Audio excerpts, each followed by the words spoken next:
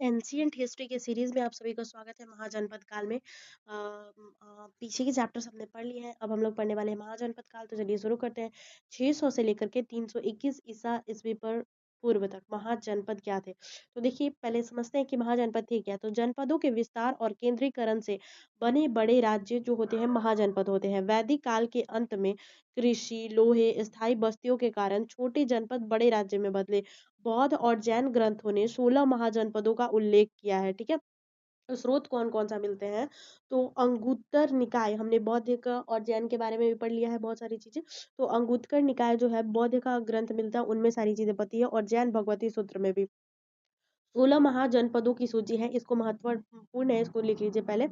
कर में क्या है। महाजनपद अंग अंग की राजधानी चंपा, मगध का राजगृह पाटलिपुत्र, काशी का वाराणसी, कौशल का श्रीवास्तव, वज्जी गणराज्य वैशाली, मल्ल गणराज कुशीनगर, पावा, चेंदी का सुक्ति मुक्ति, वत्स का कौशाम्बी, कुरु का इंद्रप्रस्थ और पांचाल का अक्षित्र कम्पिलय, मत्स्य का विराटनगर, सूरसेन मथुरा, अशक्य पोटन, अवंती उज्जैनी, गंधार तक्षशिला, कम्बोज राजपुर। ठीक है। अब वज्जी और मल्ल क्या था, यहाँ पे गणराज्य था, बाकी सब में राजतंत्र था। मगध का उदय हुआ। अब सवाल है कि बाकी जो महाजनपद है नष्ट हुए, लेकिन मगध ही क्यों उभरा। इसलिए क्योंकि वहां पे बहुत सारी नदियां थी, प्राकृतिक सारी चीजें थी, आयरन और मेटल सब कुछ था वहां पे। सोन नदी थी, गंगा नदी थी, गंडक नदी थी, सिंचाई व्यापार सारी चीजें हो रही थी।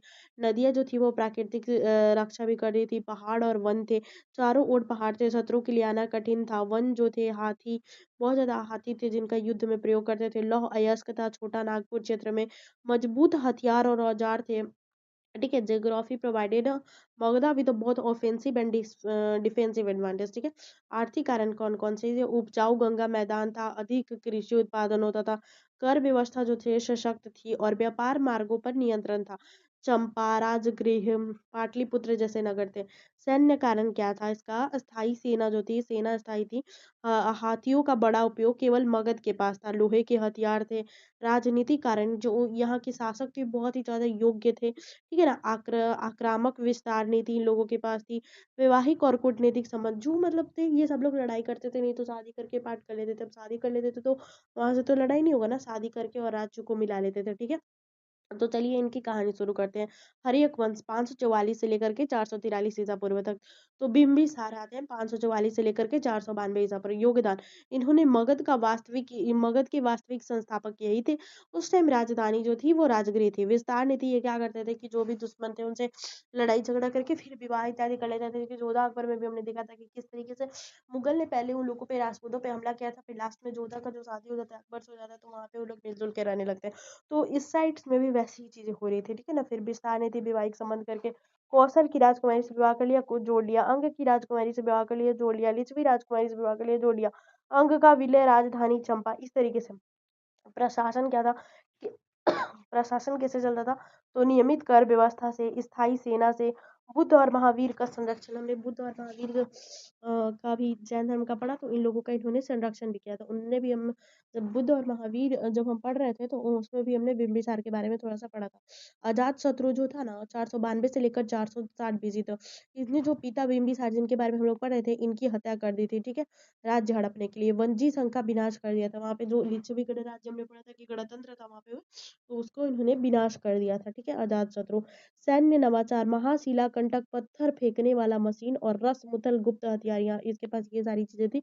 योगदान क्या था इसका, तो इसने पाटलिपुत्र की नींव रखी थी। ठीक है। First ruler to use war machine, ये पहला रूलर था जो कि वार मशीन का यूज करता था। फिर शिशुनाग वंश की स्थापना हो गई थी 413 से लेकर के 345 ईस्वी तक। शिशुनाग जो थे हर्यक वंश का अंत हो गया था। ये जो पढ़ रहे थे ना कि अजात शत्रु, ये सब हर्यक वंश का अंत हो गया था, और तब ये वंश स्थापित हुआ था। शिशुनाग राजधानी क्या था, वैशाली, बाद में पाटलिपुत्र। ठीक है। सबसे बड़ी उपलब्धि क्या था कि अवंती का इन्होंने मिला लिया था, कि जो अवंती भी एक अलग साम्राज्य था, इसमें मगध मिला लिया था। मगध का सबसे शक्तिशाली प्रतिद्वंदी जो था वो समाप्त हो चुका था, वो मगध में मिल चुका था। ठीक है। The destruction of Avanti removed and last major rival of Magadh. ठीक है। कालशोक, द्वितीय बौद्ध संगति वैशाली। ठीक है। बौद्ध संगीति विचाली। उसके बाद तो ये वाला हम लोग का हो गया, शिशुनाग वंश खत्म हो गया, अवंती वंश का विलय हो गया। नंद वंश तो 345 से लेकर के 341 बीसी। तो इसका गोल्ड है, ठीक है। महापद्मनंद, शिशुनाग वंश का अंत कर दिया इन्होंने, ठीक है। हर एक वंश का वंश शिशुनाग वंश ने किया, और जब ये नंद वंश आया तो इसने शिशुनाग वंश का अंत कर दिया, ठीक है। स्वयं को एक छत्र सम्राट घोषित कर दिया, ठीक है। इनकी विजय नीति क्या थी कि क्षत्रिय वंशों का नाश, विजय नीति, ठीक है। उत्तर भारत पर पूरा नियंत्रण हो गया, पुराणों में वर्णन किया गया है सारी चीजों का, ठीक है। उग्रसेन जो था अत्याचारी लेकिन शक्तिशाली राजा था। फिर नंद प्रशासन आ गया, वो लोग सारी चीजें करने लगा। आर्थिक शक्ति जो था ये लोगों से बहुत ही ज्यादा कर ले रहा था, विशाल राजकोष था, सब कुछ था। कृषि, व्यापार और खनन से आय होता था, ठीक है। सैन्य शक्ति ग्रीक स्त्रोरस कार्टियस डिकोरस के अनुसार 2 लाख पैदल, 20,000 घुड़सवार, 2,000 हाथी, 3,000 हाथी। यही कारण था कि सिकंदर आगे नहीं बढ़ा। सिकंदर का जब आप स्टोरी देखिएगा तो वो लोग जो उसके सिकंदर के सैनिक थे, महानंद प्रशासन के पास इतने ज्यादा हाथी थे कि वो आने से मना कर दिए थे यहाँ पे, और इस कारण से सिकंदर चला गया था, वो आया ही नहीं था क्योंकि सैनिक आने ही नहीं, हाथियों के डर से वो लोग नहीं आए। फिर नंदों का पतन हो गया, क्यों हो गया? क्योंकि कारण इसका अत्यधिक कर, जनता में असंतोष, ब्राह्मण का विरोध, ठीक है। ब्राह्मण विरोध, चाणक्य और चंद्रगुप्त का उदय हुआ था। तो इसके बाद हम लोग पढ़ेंगे चाणक्य के बारे में कि किस तरीके से हुआ। तो नंदों का यहाँ खत्म हो गया। अब कुछ क्वेश्चंस कर लेते हैं। इंट्रो। महाजनपद काल की पृष्ठभूमि हमने पढ़ा, 16 महाजनपद हैं, कौन कौन से। मगध के उदय के कारण जाने, ज्योग्राफी और मिलिट्रिकल। हर्यक वंश से फिर शिशुनाग वंश हुआ, उसके बाद नंद, उसके बाद फिर डिक्लाइन हो गया, उसके बाद मौर्य साम्राज्य का हमारे प्रशस्ति होता है, और किस तरह से स्टार्ट होता है सब कुछ पढ़ेंगे डिटेल में। तो ये सब हम लोग डिटेल में कुछ क्वेश्चन को सॉल्व कर लेते हैं। महाजनपदों का उल्लेख किस ग्रंथ में मिलता है? तो अंगुत्तर निकाय, ठीक है, बौद्ध ग्रंथ का। बौद्ध ग्रंथ अंगुत्तर निकाय में 16 महाजनपदों की सूची मिलती है। निम्नलिखित में से कौन सा महाजनपद गणराज्य था? तो सबको पता है कि जो वज्जी लिच्छवी गणराज्य था, वज्जी, तो वज्जी था, वज्जी मल्ल, ठीक है। बाकी सब राजतंत्र थे। मगध की सैन्य शक्ति का सबसे विशिष्ट तत्व क्या था? तो हाथी। हाथियों का सबसे बड़ा उपयोग मगध ने किया था निर्णायक बढ़त के लिए, ठीक है। महाशिला कंटक और रथ मुसल का प्रयोग किसने किया था? तो अजात शत्रु ने। नंद वंश के विशाल सैन्य बल का उल्लेख किसने किया था? काटियस, काटियस, ठीक है। कुछ क्वेश्चन है। मगध के उत्कर्ष का मुख्य कारण क्या था? तो लौ, संसाधन, सबको वहां पे सारी रिसोर्स में निकले था। Explain the reason of Magadha in the 6th century BC, ठीक है। इस सवाल से एक नया क्वेश्चन ऑब्जर्व। मगध मगध के उत्कर्ष के कारणों की वजह। 6ठी शताब्दी ईसा पूर्व में महाजद काल के दौरान मगध सबसे शक्तिशाली राज्य बनकर उभरा। भौगोलिक कारण गंगा, सोन नदी, पहाड़ियों और वनों से प्राकृतिक सुरक्षा। आर्थिक कारण क्या था? उपजाऊ गंगा मैदान, व्यापार मार्गों पर नियंत्रण। सैन्य कारण क्या था? कि लौ, हथियार, विशाल सेना, हाथियों का प्रयोग। राजनीतिक कारण बिंबिसार और अजातशत्रु जैसे कुशल शासक। कंक्लूजन क्या था? इन कारणों ने मगध साम्राज्य निर्माण की दिशा में अग्रसर किया, ठीक है। महाजनपद काल में मगध के उदय के उसके प्रमुख शासकों का विश्लेषण। तो महाजनपद काल भारतीय इतिहास में राज्य निर्माण का निर्णायक चरण था, जिसमें मगध सर्वाधिक शक्तिशाली बनकर उभरा। मगध के उदय में भौगोलिक, आर्थिक, सैन्य और राजनीतिक कारणों की भूमिका रही।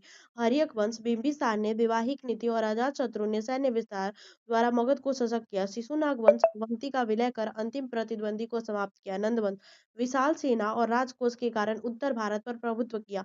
नंद वंश के पतन के साथ मौर्य वंश की स्थापना हुई, जो कि हम लोग अगले वीडियो में पढ़ेंगे, जिसने भारत को पहली राजनीतिक एकता प्रदान की, ठीक है। फ्लो चार्ट हम लोग पढ़ लेते हैं हम लोग कि मगध के उत्कर्ष के कारण क्या थे? तो भौगोलिक लाभ, आर्थिक समृद्धि, सैन्य शक्ति, राजनीतिक नेतृत्व, मगध का उत्कर्ष हो गया।